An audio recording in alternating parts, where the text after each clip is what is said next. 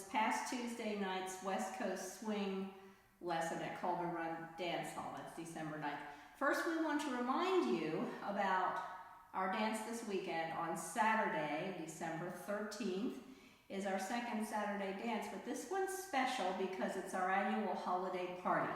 So we'll have extra food, it's all twinkly and decorated in the dance hall, and we'll throw in a few of your favorite Christmas tunes if you like. It'll be a good party. So for your review, first, for you more seasoned people who we know watch these videos, this is a very basic one because this past Tuesday, from what I hear, I wasn't there, but Ed told me a couple of things. It was a class full of mostly beginners, and you did really well. You picked it up extremely well because West Coast Swing is a really hard dance. It's not like any other dance. And it's, you know, it's a little hard to grasp all the different nuances of it. And he said you all did very well. I was impressed, I was. So. I wish I had been there. So we actually started out, there's the two basic rhythms when we start out, 6 and 8 count rhythms. Well, we started out with a harder one first, the whip. So it's an 8 count rhythm. And it looks like this. We go 1, 2, 3 and 4, 5, 6, 7, and 8. Now we talked about how it's kind of like a railroad track analogy, and you see these lines on the floor. So we have to clear the track for our partner. She basically owns the middle of the railroad. So you notice, followers, no matter how many times I turned, and I turned a couple of times, I stayed in the center of the track. And later on, when we do spins down the track, you know, for different variations, we're still going to stay in the center of the track. So it's his job to get out of my way. First leaders, the rhythm is walk, walk, triple step, walk, walk, triple step for this move. So my first 2 walk walks, I got to clear the track. I'm this engine, if you will, that gets her moving. So if I want her to come this way, it means I have to step back on my 1. So I go over here 1. Here's 2. Now I do my 3 end on this side of the track. 3 end, and she's right here. Then I step all the way across the other rail. 4. Now I'm in front of her, so I got to clear the rail again. So I turn out of her way, put my right foot on this rail. 5. She's past me now, so I can step onto the wood. 6.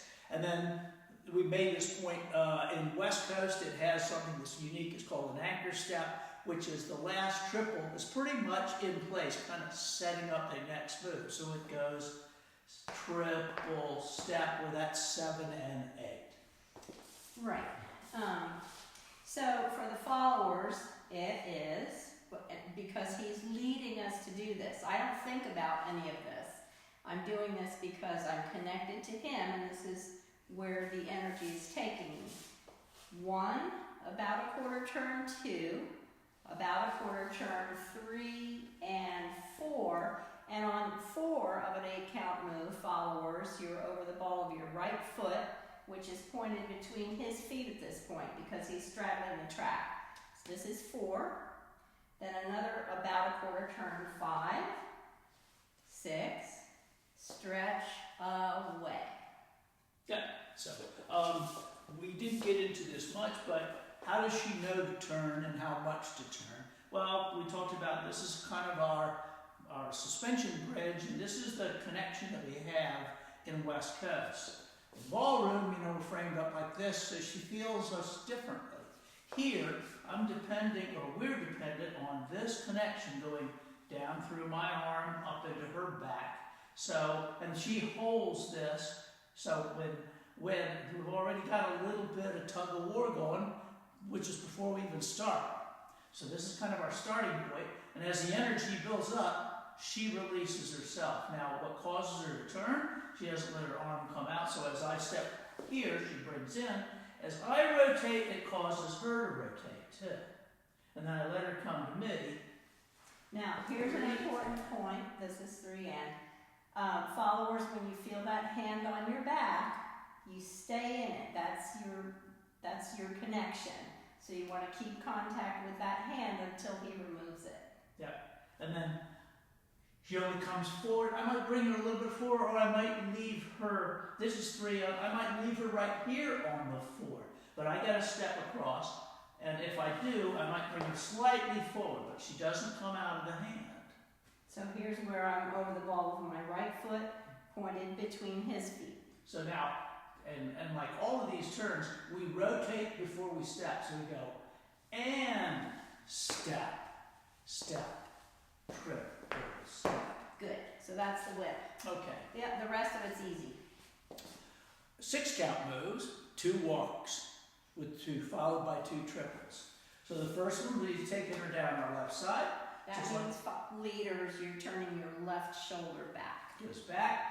We've got a little tug of war going, and as soon as I step back, still got to step first with my left, I have to clear the tracks. 1, 2, 3, I get to step in on 4, we're tug of war and stretch away. For the followers, you notice that I tripled down the track. I passed my feet. So it's 1, 2, and I'm connected to him. I keep going until I run out of arm and have to turn. So then it's 3 and 4. You see how I passed my feet and ran down the track. I'm looking for my leader as I go by. I run out of arm, and that causes me to rotate and triple in place. Okay. Okay. Same thing on this side. This is, no, going off, she's going to go down my right side. I still have to get her moving by stepping back and out of her way. 1, 2. She gets to go under my arm. She doesn't try and get her under her own arm, so I got to give her my arm. 3, 4. I run out of arm here. That's the only reason I turn. There's a tug of war, and we dance in place on that 5 and 6. Okay, so with West Coast Swing, you can see there's a lot of resistance and compression, more so than you have in the other dances, and that's what we depend on to lead and follow this dance. Yeah. We mentioned this in the lesson, but we ran out of time. There are 3 basic structural moves in West Coast that everything else is built on. Passes, we did 2 of those. Whip, we did 1 of those. And the other one is a push or a sugar push. It's a basic. So we're going to show you that. It's still a 6 count move, but in this instance, I share the wood with her. Start with our connection here, a little bit of tug of war. I go straight back with my left. 1, I ask for the hand. 2, and I make a little wall or compression here. I don't let my arms collapse, so she's already kind of pressed into me. I'm going to take that energy and redirect it. 3 and 4. I stop her at the same time, and there's the tug of war on 5 and 6. So followers, one of the rules for us is if he sets us in motion, we go that way until he indicates for us to stop. I don't feel any indication to stop until after 3. So I'm going to keep plowing that way until he redirects me. So do that again. 1, 2, keep going. 3 and 4, 5 and 6. So you got to run right into him, but without collapsing your arms, or you will literally run right into him. We just so you know, this is how she would feel. But there's lots of variations on all of these basic functions, okay? But like on this one, she's talking about waiting for, heading this way, thinking 1, 2, 3, 4, 5, and 6, and it might get redirected in any number of ways. She comes back 1, 2, there's a compression. She still thinks going this way, but I'm going to go, 3, and now you got to turn 5 and 6. So that's just a push variation. Everything is a variation of a push, a pass, or a whip. But the point there that I was trying to make is that she's still, if she feels that redirection, you know, she's still doing the same thing and defaulting to, I'm going to go this way. If he asks me to do something different, I will. But if he doesn't, I'm thinking, I'm just going to head all the way down here. Yeah. Once you get these few basic notions and practice them and own them, I promise you, West Coast Swing is the most now the ballroom people are going to get mad at me for saying that, but it's what I think. It's really, really fun. Now, once you get hooked on it, it's kind of addictive. It is. All right, so we hope to see you this Saturday at our holiday party. That's the Saturday, December 13th, 7 o'clock. Beginner waltz lesson with Ray Bognosin, and then intermediate at 7:45.